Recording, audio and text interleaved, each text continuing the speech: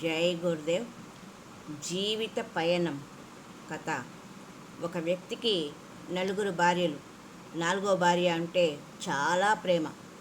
అతనికి ఆమె కోరిన కోరికలన్నీ తీర్చేవాడు, అపురూపంగా చూసుకునేవాడు. మూడవ భార్య అన్నా ఇష్టమే, కానీ తన గురించి మంచిగా స్నేహితుల దగ్గర చెప్పేవాడు కాదు. తను వారితో వెళ్ళిపోతుందేమో అన్న భయంతో. రెండవ భార్య దగ్గరికి తనకు ఏదైనా సమస్య వస్తేనే వెళ్ళేవాడు. ఆమె కూడా అతని సమస్యను తీర్చి పంపేది. మొదటి భార్య అంటే అస్సలు ఇష్టమే ఉండేది కాదు. ఆమెను అస్సలు పట్టించుకునేవాడే కాదు. ఇలా కొన్ని సంవత్సరాలు గడిచిపోయాయి.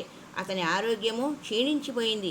ఇంకా తాను బ్రతకను అని తెలిసిపోయి తన మీద ఎవరికి నిజమైన ప్రేమ ఉందో తెలుసుకోవడానికి తన నాలుగో భార్యను పిలిచాడు.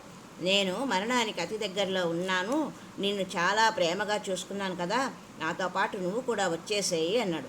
మరణంలో కూడా నాకు నీతోడే కావాలి అని అన్నాడు. నాలుగో భార్య అది విని అతనికి దూరంగా జరిగిపోయింది. ఆశ్చర్యచకితుడై తన మూడవ భార్యను ఇదే కోరాడు. మూడవ భార్య ఇలా అంది, ఇన్ని రోజులు నీతోనే నీ దగ్గరే ఉన్నాను, నీ అవసరాలన్నీ తీర్చాను, ఇక నాకు నీతో పని లేదు,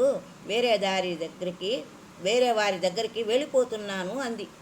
బాధతో ఏడుస్తూ తన రెండవ భార్యను ఇలాగే అడిగాడు.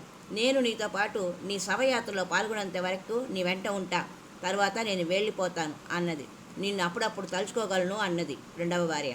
ఇంత ప్రేమగా చూసుకున్న ఈ ముగ్గురు ఇలా అనేసరికి ఇక మొదటి భార్యను బాగా నిర్లక్ష్యం చేశాను కదా, తనని అడగడం వృధా అని భావిస్తూ ఉండగా మొదటి భార్య తలుపు చాటు నుండి అంతా విన్న తర్వాత ఇలా అన్నది, మీరు నన్ను ఎంత నిర్లక్ష్యం చేసినా నేను మాత్రం మీ వెంట మీ చివరి పయనం దాకా తప్పక వస్తాను, మీరేం బాధపడకండి అంది.